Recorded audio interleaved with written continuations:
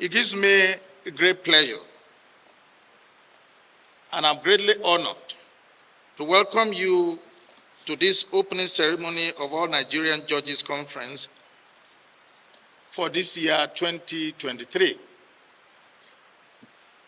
Without undermining the relevance and impact of the many first-rate engagements organized by the National Judicial Institute year in and year out, you will surely agree with me that the All Nigerian Judges Conference, which has remained a recurring one for over 3 decades now, remains one of the most strategic. A convergence of the most brilliant minds and mainstays of hope and order in the society. This conference primarily serves the dual purpose of stock-taking and visioneering.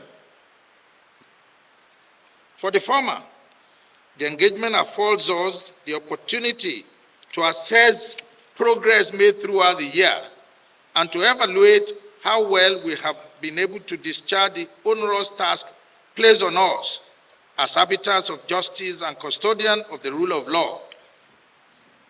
Although, as judicial officers, it is imperative that we constantly strive to attain a high standard of excellence and ensure that the strength of our character is at best unimpeccable.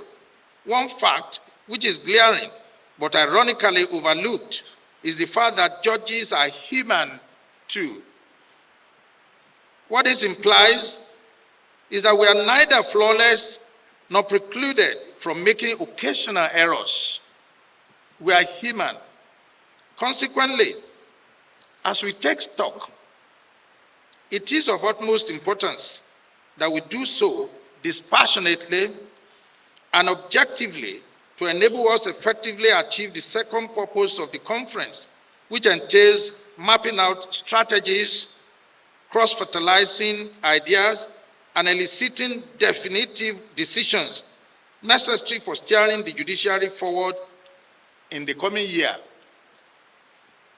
Your Excellency, my lords, ladies and gentlemen, in his address delivered at the 1993 All Nigerian Judges Conference, His Lordship, Honorable Justice Mohammed Bello, GCON, of blessed memory, in whose honor this institute is named, rightly noted that this epochal event also presents us with a distinct opportunity to examine the relationship of the judiciary with other arms of government and the Nigerian society.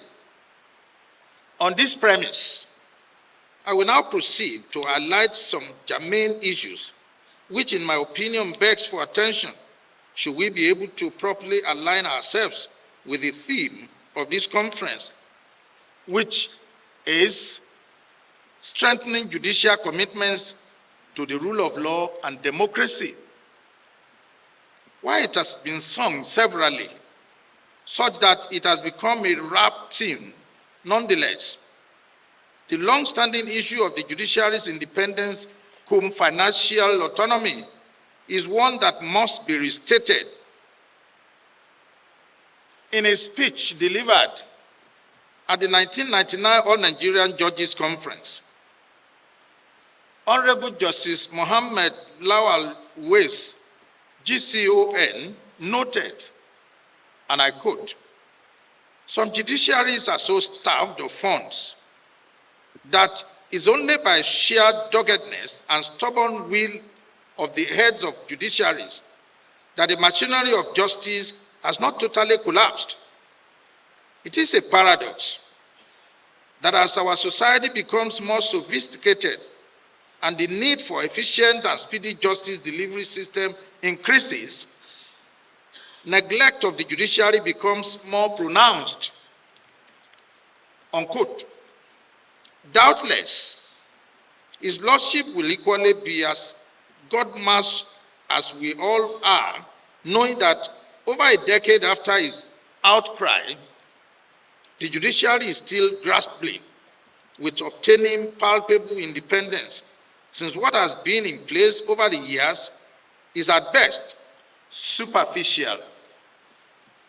In this regard, what reiterating are the thoughts of Honorable Justice Idris Legbo Kutigi, GCON, also expressed in his keynote address delivered at the 2009 All Nigerian Judges Conference. In his Lordship's opinion, quote, independence of the judiciary means more than mere absence of interference with the judicial function from whatever perspective. Independence of the judiciary also implies that the judiciary is adequately funded and equipped in order to enable it perform optimally to meet the challenges of the dynamism of governance in modern times, unquote. Regrettably, it is the lack of sufficient funding to run their judiciaries that has perpetuated the practice of heirs of court, particularly those within the state judiciaries, going cap in hand to beg for funds with which to run their courts. Even more worrisome is the fact that the foregoing is often seen as an irresistible opportunity to pocket judicial officers and manipulate the outcome of decisions where cases that are of interest to the government are sub judice. Of course, where judicial officers refuse to cave in or allow their integrity to be bought, they become victims of persistent hounding and intimidation. Unsurprisingly, the issues which I have raised so far are not without rippling effects.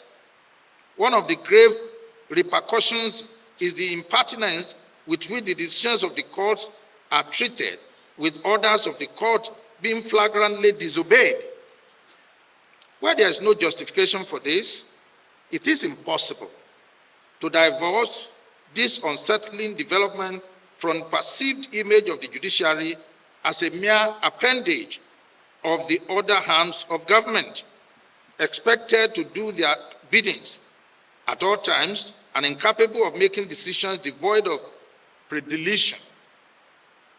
In this regard, the words spoken by Honorable Justice Dairu Mustafa, GCON, in his Lordship's speech delivered at the 2011 All Nigerian Judges Conference resonates and lends credence to the importance of stemming the tide.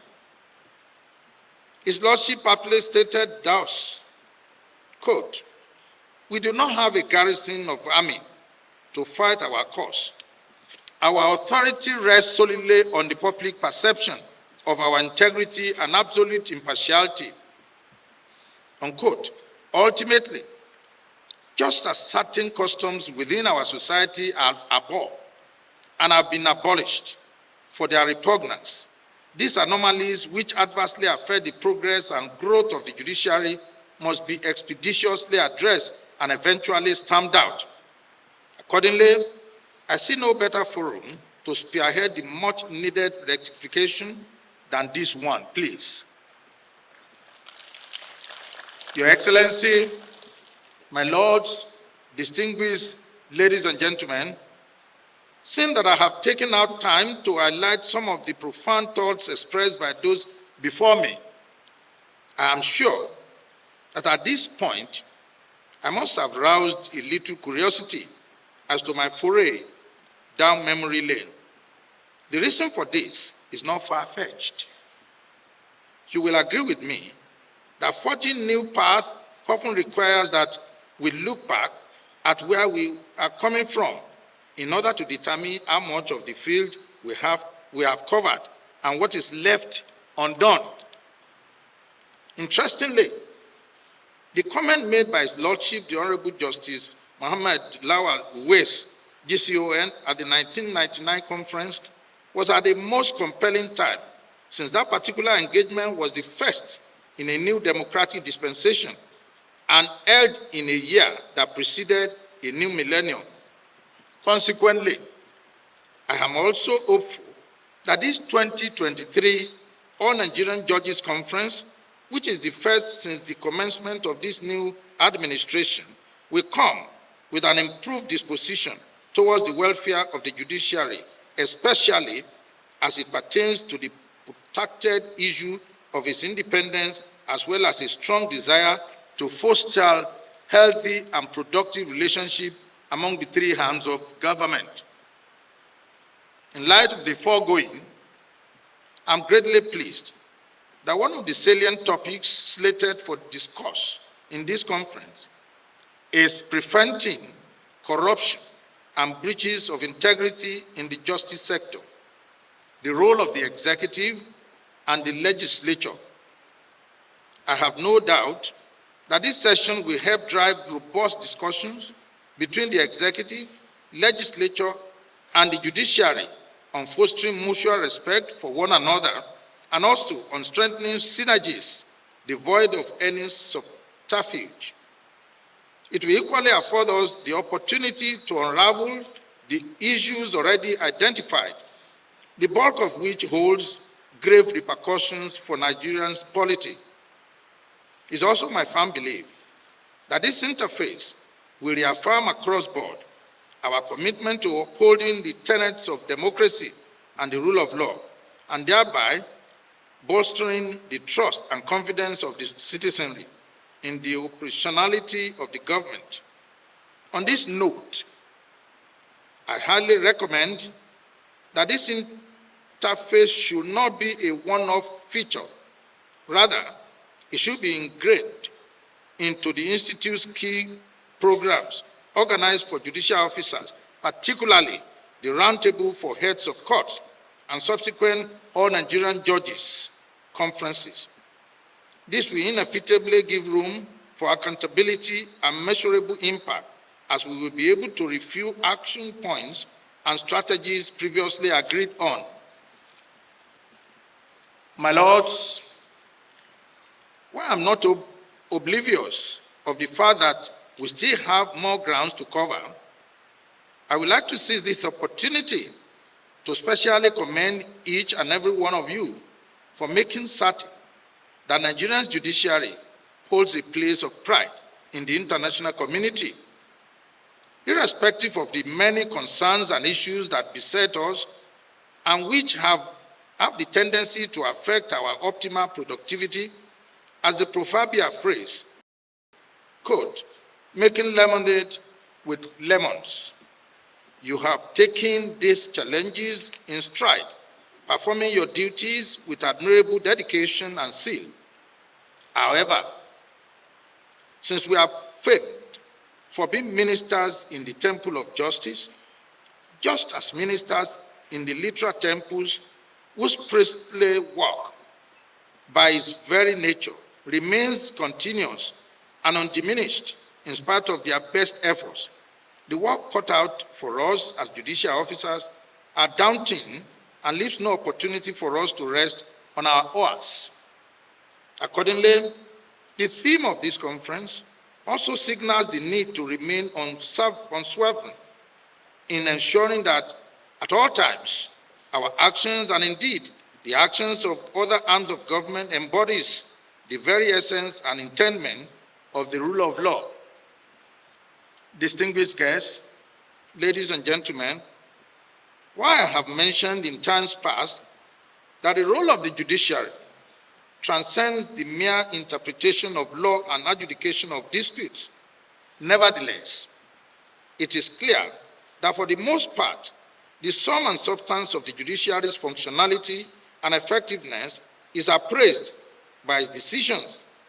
Consequently, as judicial officers, it is of utmost importance that we remain unwavering in our commitment to seeing that in all cases, justice should not only be done, but seen to be done.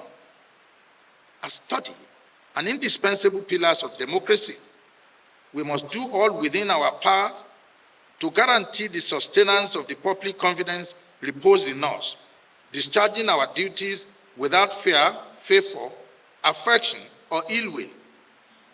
Hence, we must distance ourselves from all forms of indiscretions and ventures capable of bringing the judiciary to disrepute. My lords, the importance of the foregoing cannot be overemphasized, since what we do now will invariably determine the legacy we leave behind. On this note, it is with a heavy heart that I pay tribute to our brother judges whom we lost in the course of the year. There is no contention about the devastating impact of their deaths on the judiciary and indeed the nation. These are losses that are most distressing and irreparable. However, we take solace in the fact that their memories will be kept alive through their imprints left on the sands of time, and which is evident in the invaluable contributions they made to the growth and progress of the judiciary of this nation. At this point, in respect of our dearly departed brothers, I urge us to kindly please rise and observe a minute of silence.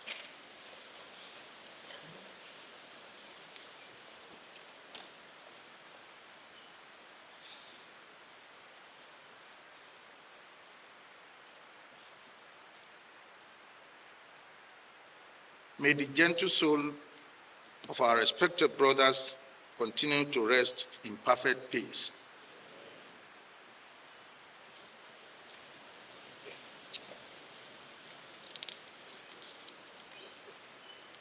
My lords, distinguished guests, ladies and gentlemen, should we be able to successfully achieve the objectives of this engagement, our full and active participation as well as our incisive and invaluable contributions are sine qua non. Taking out time to go through the program of this conference, and I'm convinced that all topics that have been slated for discourse are salient and will be of immense benefit to us all. I therefore urge you to please pay rapt attention, contribute meaningfully, and take full advantage of all that will be shared in the course of this conference. Distinguished guests, ladies and gentlemen, in concluding this address, I would like to express my profound gratitude to His Excellency, the President and Commander-in-Chief of the Armed Forces of the Federal Republic of Nigeria, President Bola Ahmed Tinubu, GCFR, who is ably represented here by his Attorney General and Minister of Justice. You will agree with me that that presence at this engagement, as ably done, is a positive proof of his willingness and commitment to ensuring that the Nigerian judiciary becomes a cynosure of all eyes.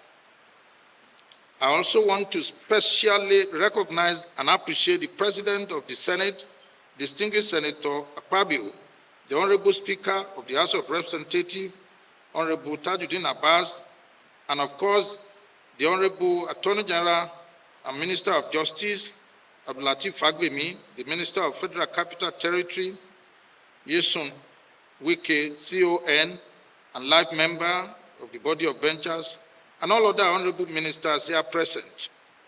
At this point, I want to appreciate the members of the Board of Governors of the Institute, and indeed, callers of course here present, for your support to all activities of the Institute.